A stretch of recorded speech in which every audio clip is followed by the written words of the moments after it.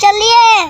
लोग पसंद कीजिए मरे चावण वाला मकू गुलेंदा पुलेंदा गोल की डासी अरे नालदा घंटा गाली करेंदा रहे भला के मलक कवास को तो सादा यार ऊ को मिलूं माया का अल्लाह दा बंदा मैं आपा ओ आका ओए सादा मवा खाना के चंगा मैं का अल्लाह दा बंदा मैं आपा ओ आका अच्छा चलो तो घंटा बाद आके अच्छा चलो तेरी मर्जी ना जो सारा मैं तो चलो बीमार हाँ मैं तो शक्ल है ही हो जाई मैं कुता फिल्टर लाने पौने तुझा देख के फिल्टर लाए करो फेसबुक पे